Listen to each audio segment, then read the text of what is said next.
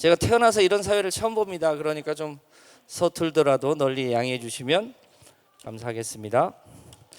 사전에 저한테 이런 주제로 사회를 보면 좋겠다고 하는 의견이 있었습니다. 그러니까 기후위기를 정치적 우선순위 아젠다로 만들기 위한, 그러니까 기후위기가 정치적으로 우선순위에 올라올 수 있도록 하려면 어떤 변화가 필요하냐. 두 번째, 국내 현실을 고려해서 기후위기에 걸맞는 바람직한 변화의 방향은 뭐냐. 세 번째, 기후위기를 극복하기 위한 정치와 청년의 역할은 뭐냐. 요 주제로 토론 사회를 보랍니다. 그렇게 지금 시나리오상 돼 있습니다. 잘 할 수 있을지 모르겠고 시간도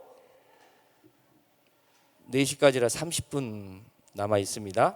우선 토론에 들어가기 전에 세 분의 발표가 있었는데 혹시 발표에 대해서 질의응답이 있으면 먼저 좀 받고요. 그리고 이 주제 토론을 하는 걸로 하겠습니다. 자, 네, 앞에서 발제에 있었던 부분에서 질문 있으시면 손 들면 저희 크루가 마이크 전달해 드리도록 하겠습니다.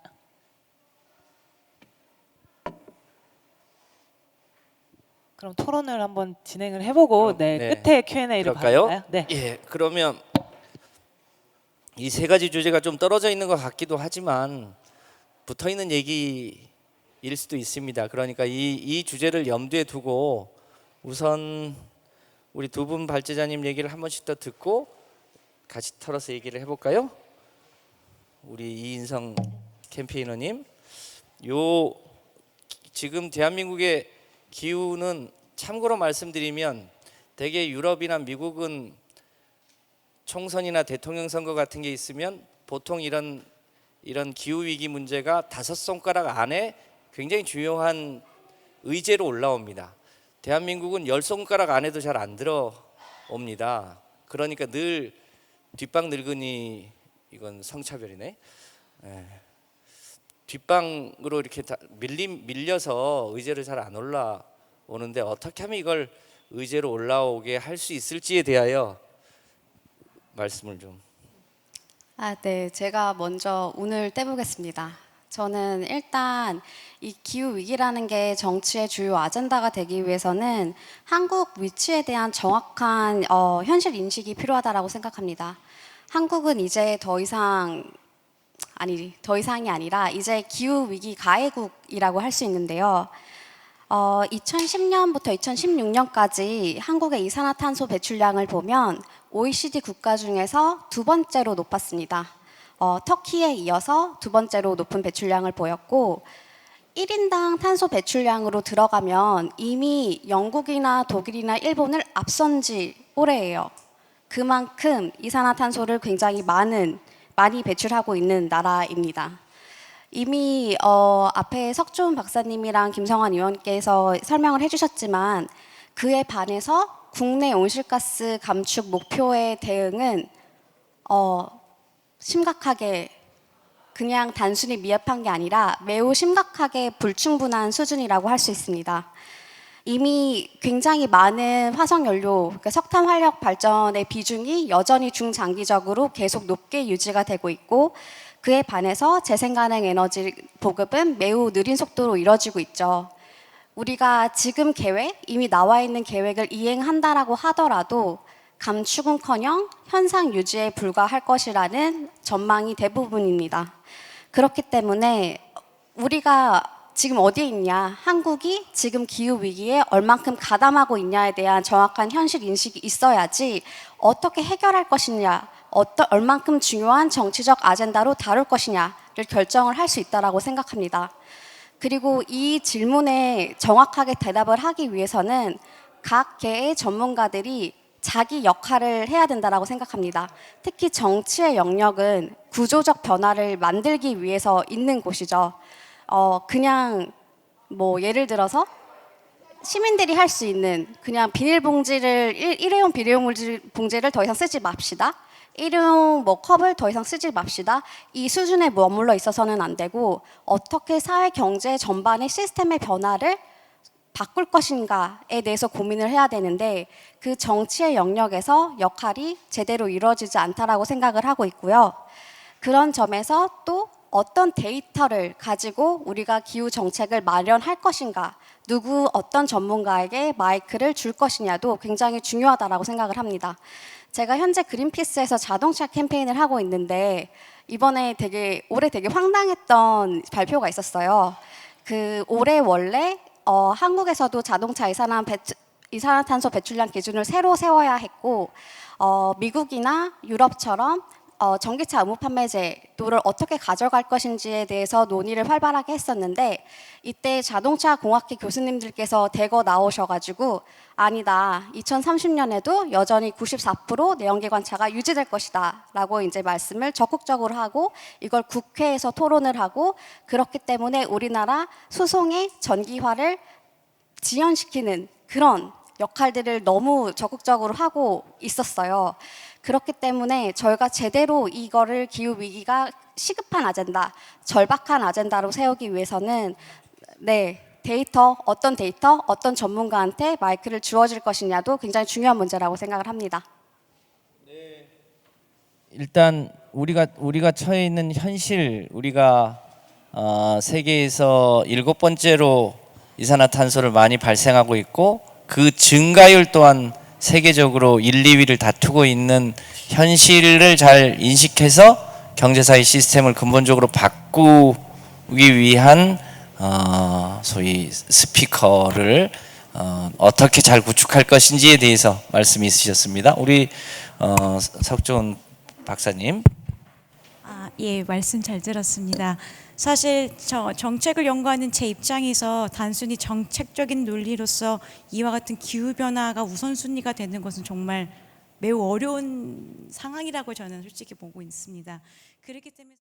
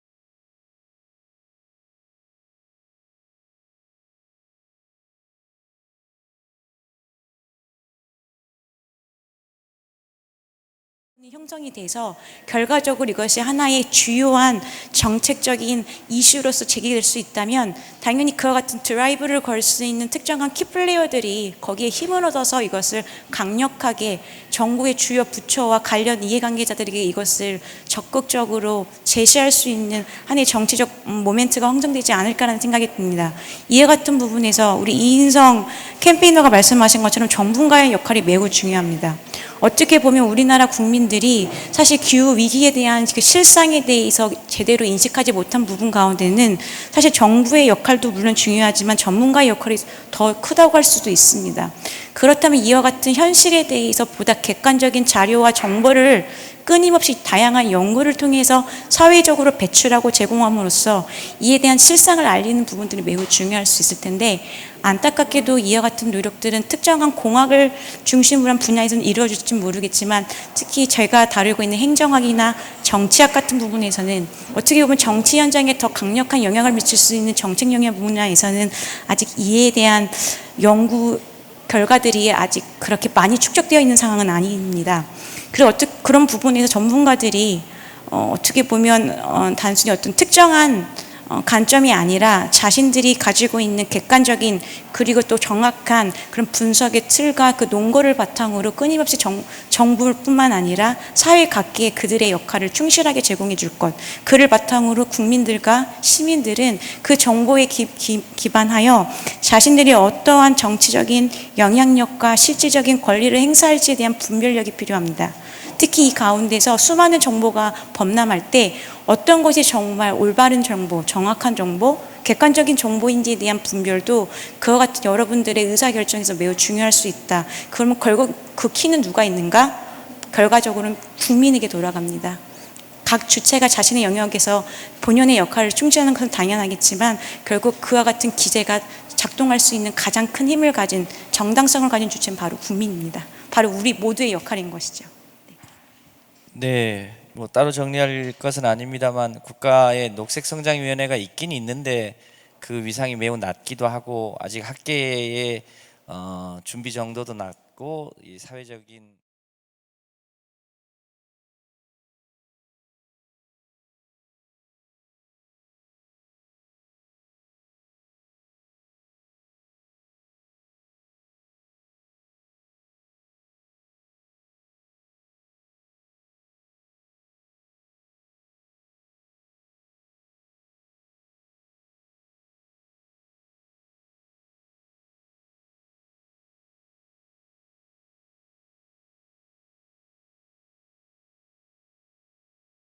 하트가 아주 인상적입니다. 감사합니다. 안녕하세요. 저 서울대 행정대학원의 함동수라고 합니다. 그 세 분 누가 답변을 해주셔도 좋지만 이제 이인성 그린피스 캠페이너님에게 이제 좀 더 답변을 듣고 싶은 부분이 분명히 있는데 말씀해주신 것처럼 이런 부분들이 매우 시급한 시점이라고 이제 이야기를 해주고 당장 빨리 움직여야 하는 시점이라고 이야기를 많이 해주셨는데 사실 이런 환경적인 움직임이 김성환 국회의원님께서도 말씀을 해주셨지만 좀 정치라는 부분에 있어서 많은 공감대를 결국 이끌어내야만 이런 액션이 취해지지 않겠습니까? 그런데 이렇게 어떻게 보면은 제가 느끼기에는 공포감을 조성하고 또 그런 식으로 이런 것을 접근하는 방법밖에는 없는 건지 이것이 환경을 위하는 것이 조금 더 효율적이다 아니면 또 어떤 좀 다른 어프로치가 있을 수 있다면 어떤 방법이 있을 수 있을지 고민해 보신 게 있으시다면 좀 말씀을 들어보고 싶습니다. 너무 좋은 질문을 주셨어요. 그게 저희가 캠페인을 하면서도 가장 고민을 많이 하고 있는 부분이기도 해요. 제가 이제 아까 슬라이드에서 정말 인류 멸종, 뭐 산업 문명의 붕괴 이런 얘기를 하긴 했지만 공포감을 조성하기 위해서 우리한테 사실 뭐 10년밖에 남지 않았다, 뭐 8년밖에 남지 않았다 이런 얘기를 하고 싶지는 않아요.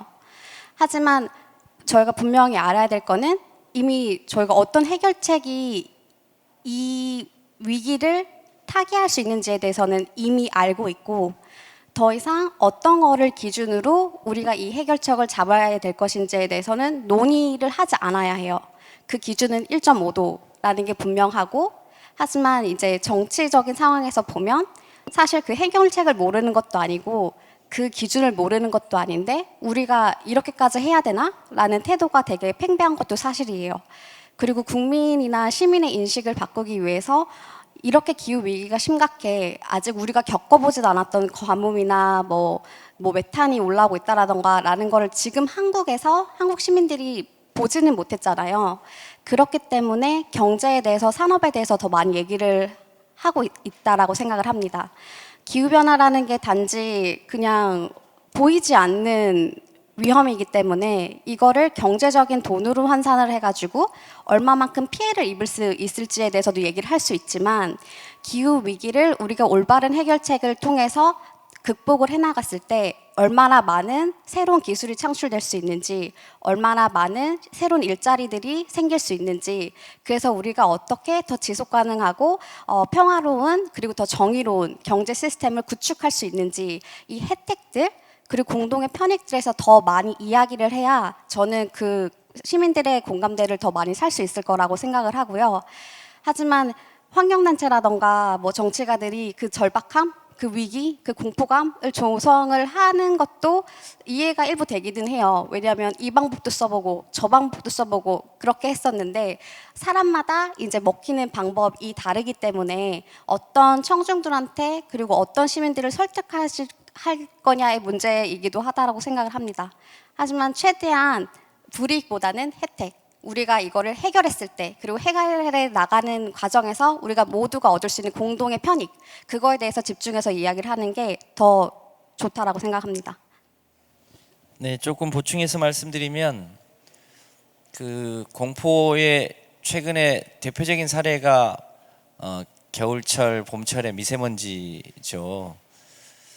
그나마 최근에 저 충남의 보령 1, 2호기인가요? 석탄 발전을 완전히 이제 중단하기로 하고 또 봄철에 미세먼지가 심각할 때는 27기까지 석탄 발전을 일시 중단하기로 한 것은 미세먼지 덕분이기도 하고 미세먼지에 따른 소위 건강에 대한 공포 덕분이기도 합니다. 그렇지 않았으면 석탄 발전의 문제가 잘 안 드러났을 가능성이 높죠. 또 하나의 최근의 변화가 소위 이 아까 봤던 것처럼 아리백에 참여하는 다국적 기업이 늘어나면서 그 다국적 기업이 자기 회사에 납품하는 회사의 일종의 에너지도 재생에너지를 쓸 것을 강요하기 시작했고 그것이 국내 대기업들에게 지금 영향을 조금씩 미치고 있죠. 그러니까 이거는 공포라기보다는 경제 영역으로 접근을 하게 된 거고 그것 때문에 최근에 산업부가 움직여서 녹색 요금 제도를 도입을 해보겠다. 그리고 아리백을 위해서 소위 PPA 제도도 조금 더 빨리 해보겠다고 하는 변화의 조짐들이 생겼는데 만약에 애플이나 구글이 한국의 이 삼성이나 LG 쪽에 그런 메시지를 보내지 않았으면 아마 그런 움직임도 훨씬 더디었을 가능성이 높은데 이제 그런 변화들이 공포감 외에 한국 경제의 미래를 위해서도 재생에너지 중심 사회로 바꿀 수밖에 없겠구나라는 흐름들이 조금씩 생겨나고 있어요.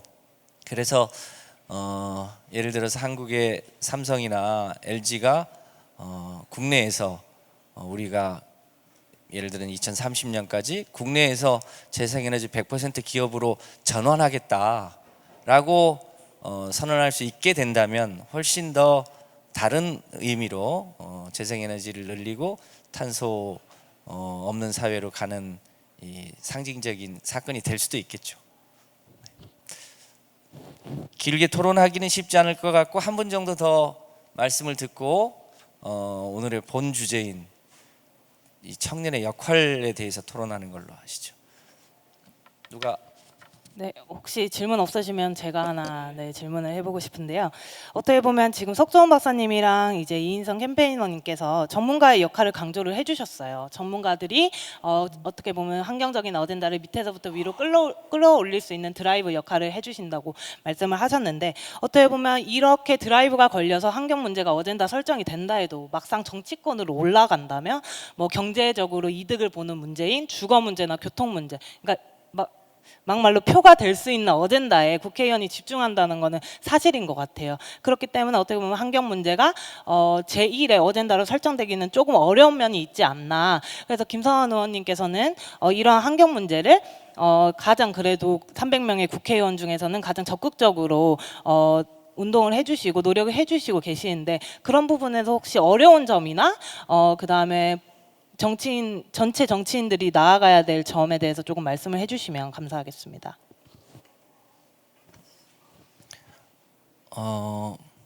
대개 정치인들이 자기 동네에 지하철을 연장하거나 혹은 도로를 확장하거나 이런 데 훨씬 더 많은 관심을 갖는 것은 그게 당장 눈앞에 뭔가 그가 역할을 했다고 하는 것을 증명하기가 비교적 쉽기 때문에 그렇게 하는 것 같아요. 그런데 최근에 그 미세먼지 등의 문제는 우리 국민이자 혹은 그 어린이를 둔 가정에서는 굉장히 주요한 이슈가 되어 있고 이제 그런 게 가장 밀집되어 있는 충청남도 같은 경우는 충청남도 도지사가 대한민국에서 가장 먼저 소위 탈석탄 동맹에 가입을 하고 석탄의 소위 그 가동 시기도 보통은 30년 이상으로 하는데 25년으로 줄이는 것을 가장 먼저 주장을 하는데, 결국 그 지역에 혹은 그 정치인을 뽑는 유권자들이 어떤 생각을 하게 할 것이냐가 결국 그 정치인을 바꾸는 힘인 것도 같아요. 그러니까 모두가 다 기후변화 문제가 중요하다고 하지만 당장 절박한 숙제인가를 선택하게 하는 것은 결국 유권자의 몫이기도 한 거죠. 그러니까 아직은 다른 국가들에 비해서 조금 늦기는 한데, 저는 대한민국이 현재 속도는 매우 늦었다고 하는 것은 인정. 다만 최근에 일본의 경제 침략에 맞서서 한국의 소위 소재 부품 장비 산업을 육성 발전시켜 나가는 속도나 대응력을 미루어 보면 대한민국이 이 의제를 매우 중요한 의제라고 생각하고 한번 속도를 내기 시작하면, 뭐 잘 아시는 것처럼 대한민국이 세계에서 빨리빨리는 가장 빨리빨리 하는 나라이기 때문에 지금은 비록 늦었으나 매우 빠른 속도로 바꾸는 것도 아마 세계 1등을 할 뭐랄까 잠재력은 있는 것 같다. 그 잠재력은 결국 여기 계신 분들이 그 해당 정치인들을 잘 일깨워주는 수밖에 없는 거 아닌가, 이런 느낌입니다. 51분이에요. 우리가 수업 시간에는 졸아도 이 쉬는 시간에는 또 놀아야 되니까 가급적 4시까지 끝낼 수 있도록 해보죠. 그 얘기가 조금 중간에 나오기도 했는데, 이 기후 위기를 극복하기 위한 정치와 청년의 역할, 여기 계신 분들이 사실 굉장히 중요합니다. 그래서 이 분야에 대해서도 좀 같이 이 종합 토론을 좀 해보면 좋겠는데, 이번에는 플로어에서 먼저 얘기를 좀 해볼까요? 기후 위기를 극복하려면 정치가 해야 될 몫과 우리 여기 있는 우리 청년분들이 해야 될 역할이 매우 중요할 텐데, 관련해서 혹시 의견이나 아이디어 주실 분 있으시면. 네, 괜찮습니다. 마이크 전달 부탁드리겠습니다. 나이는 숫자에 불과합니다. 네. 그 제가 오늘 이 공간에서 느낀 게 이 기후 위기 때문에 이렇게 난리인데, 그걸 어떻게 각성시키고 이렇게 자극받고 그걸 행동으로 옮기는지 하는 그런 어떤 모임인데, 이게 커피를 이렇게 종이컵으로, 네, 그런 게 이제 디테일이 좀 이제 눈에 거슬렸고요. 그게 그런 데서 이렇게 다 시작되는 건데, 그게 참 어딜 가도 안 되더라고요, 잘. 이제 중요한 얘기는, 저는 이제 자전거에 관심이 많거든요. 근데 청년들한테 자전거를 타거나 뭐 작년도 마찬가지지만 그걸 기본소득으로 그걸 이제 데이터가 잘 되니까 자전거에 그런 걸 설치해서 그런 거를 이렇게 자전거를 타면 사람들이 의료보험이나 이런 수가도 내려가고 건강보험 그런 것도 내려가면서 자연적으로 이렇게 국가 재정도 튼튼해지고 몸도 튼튼해지고 기본소득으로 적절하게 이렇게 전환할 수 있는데, 왜 그런 게 잘 안 될까요? 그게 자동차를 줄여야, 어떻게 하든 화석연료를 줄여야, 배터리로 가는 전기차도 마찬가지로 그건 환경을 이렇게 뭐 저해하는 건데, 자전거를 어떻게 우리 동네에서 타고 다니고 하는 그런 인센티브가 기본소득으로 전환되면 자전거 탈 사람 많을 것 같아요. 당위적으로만 자전거 타면 건강해진다 하지 말고, 이게 사람들의 이기심을 자극하는 그런 거로, 자전거 타면 기본소득 준다고 꼬시면 안 탈 사람 드물겠죠. 예.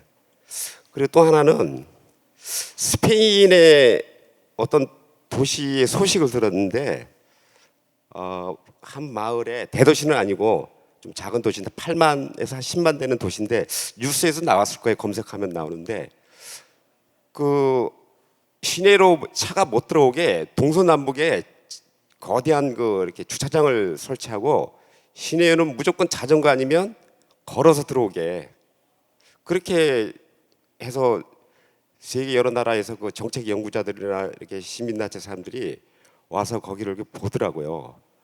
그래서 우리 여기 계신 분은 혹시 그런 데도 가셨는지 하여튼 그런 좀 구체적인 샘플을 가지고 거기서 이렇게 좀 귀납적으로 이렇게 끌어냈으면 좋겠습니다. 예. 자전거를 타면 기본소득을 주자 아주 좋은 제안이신 것 같습니다. 스페인 사례도 아주 귀담아 들을 만한 사례인 것 같은데요. 이런 내용을 포함해서 우선 우리 이인성 캠페이너님 마지막으로 이 정치의 역할과 우리 정치와 청년의 역할을 높일 수 있는 방안에 대해서 의견을 좀 주시면 좋겠습니다. 우리 석 선생님도.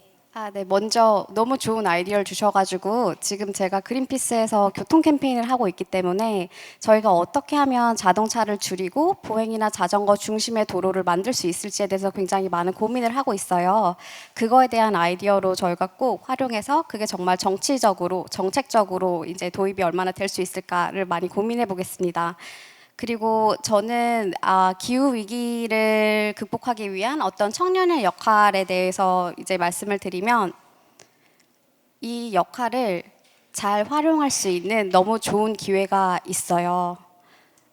바로 내년이 총선이고 바로 또 이제 2022년까지 저희가 새로운 대통령을 뽑아야 되죠. 그때 제가 말씀드렸던 어떤 소소한 실천들을 이미 하고 계시다라고 하면 그걸 어떻게 하면 구조적인 변화로 이끌 수 있는 집단 행동으로 연결시킬 수 있을지에 대해서 고민을 하고 함께 기후 위기라는 아젠다를 어떤 선거의 주요 아젠다로 만들 수 있게 이제 많이 참여를 해주셨으면 좋겠습니다. 그래서 오늘 이 시간이 그냥 또 집에 가면 잊혀질 수 있는 시간이라고 생각을 해요.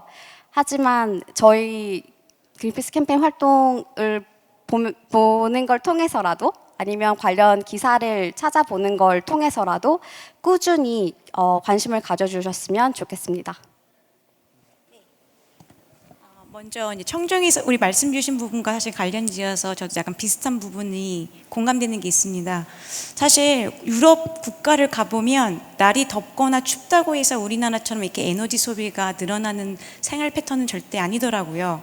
그런 일상 속의 그 삶의 모습을 보면서 우리나라가 경기 성장은 급격히 있지만 어떻게 보면 환경에 대한 가치에 대한 인식, 그것이 우리의 삶 속에 스며들어서 우리의 라이프 스타일 자체가 변화되는 부분은 어떻게 보면 그런 우리 국민들의 수준 또는 우리 국민들이 나아가야 할 방향과 또 분명히 연결되는 부분이 있다는 생각이 듭니다. 즉 작은 실천이 사실은 더 큰 의미를 가지고 올 수 있는 부분도 분명히 있는 거죠. 또 한편으로 저는 이 자리가 청년 세대를 위한 자리인 만큼 여러분들에게 권면하고 또 격려드리고 싶은 부분 중에 하나가 비록 우리가 당면한 현실은 녹록치 않지만 그럼에도 불구하고 분명 기회는 있다. 특히 정치권이 조금씩 변화되는 그 가운데에서 청년 세대를 주목하기 시작했다는 점에서 여러분들은 좀 더 힘을 얻으셔도 좋을 것 같습니다. 대표적으로는 다음 달 개최되는 2050 저탄소 사회 포럼에서 청년 위원들이 직접 그 자리에 동참할 수 있는 하나의 사회 공론회장이 마련된다고 들었습니다. 그런 부분들은 이제는 국가의 중요한 의사결정 과정에서 특정한 권한을 가지고 있는 관료나 정치만이 아니라 우리의 삶의 직접적인 역할을 수행할 수 있는 우리의 결정, 즉 여러분들의 참여, 시민의 참여 그리고 청년의 참여가 이제는 제도적으로도 적극적으로 고려되는 시기로 넘어가고 있다. 그렇다면 여러분들은 그만큼 기회가 많은 만큼 더 많은 것들을 준비하시고 그에 대해서 더 전략적으로 여러분들의 권리와 그에 대한 책임을 행사할 수 있어야 한다. 그렇기 때문에 저는 우리 이 자리에 계신 여러분들 그리고 앞으로 더 나아가서 우리나라에 있는 모든 미래 세대, 젊은 세대들이 이 환경의 문제에 대해서 우리가 갖는 문제인식만큼 적극적으로 대처하지 않으면 답이 없다. 왜냐하면 이미 기성세대 분들은 이전의 삶의 방식에 너무나 익숙해지신 분들이기 때문에 우리와는 또 다를 수 있는 부분들이 분명 존재합니다. 그러나 앞으로 우리가 살아갈 그 삶의 환경이라고 하는 것들은 결국 우리가 당면해야 하기 때문에 결국 우리의 책임이자 우리의 몫이기도 한 것입니다. 그런 부분에서 여러분들이 또 이 자리를 통해서 함께 하신 것처럼 앞으로도 주요한 공론회장, 그리고 제도적인 정치 참여회장, 그리고 수많은 그런 환경 의례를 다루는 부분에 있어서 여러분들의 목소리와 또 여러분들의 힘을, 또 여러분들의 또 의견을 제시해주면 정말 큰 보탬이 될 거라고 생각이 듭니다. 감사합니다. 네, 엄청 멋진 말을 했죠. 네. 앞서도 얘기했습니다만 내년이 총선거입니다. 그리고 2022년이 대통령 선거입니다.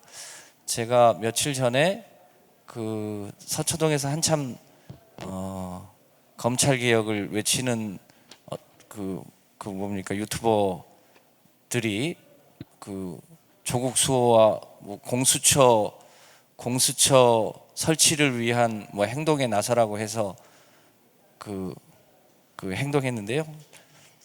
그러니까 그런 압력들이 국회에 얼마나 반영되는지, 그러니까 내년 총선에 출마하려고 하는 사람들에게 모두 당신이 국회의원이 되면 기후변화에 기후위기에 어떻게 대응할 건데를 물어보거나, 혹은 내가 그 일을 해볼 테니 나를 선택해 주세요라고 하면서 직접 나서거나, 이런 선택이 있을 수 있겠죠.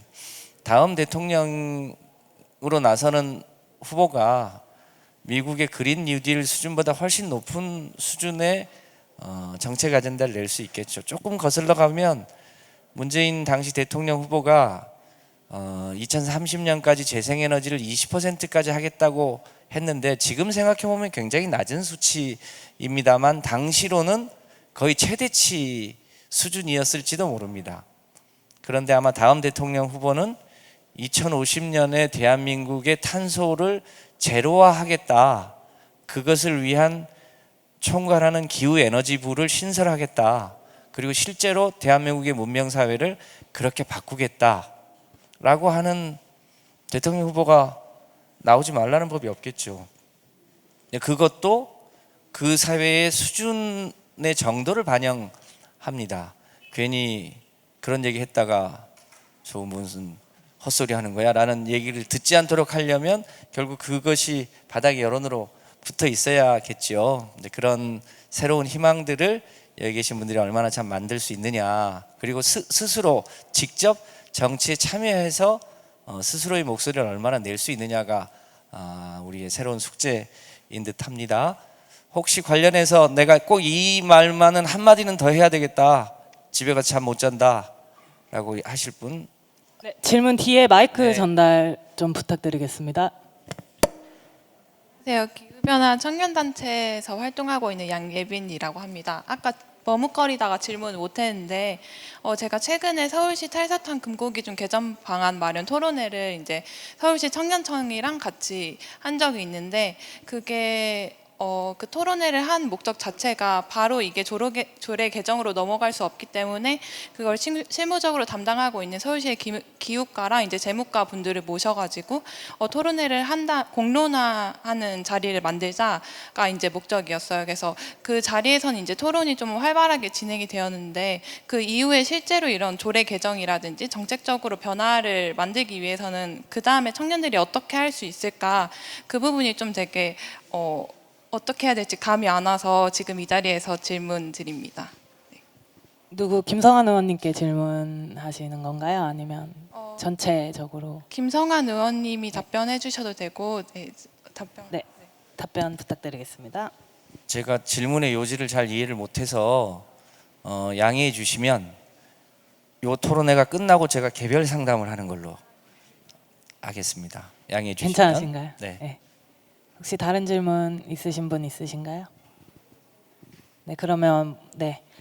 그러면 이번 세션은 전체적으로 네, 제가 그러면 하고, 마무리를 그러면. 네, 끝내도록 하겠습니다. 저는 오늘 토론을 이렇게 지켜보고 진행을 하면서 가장 와닿았던 부분이 이제 김성환 의원님께서 말씀하셨던 부분인 것 같은데요.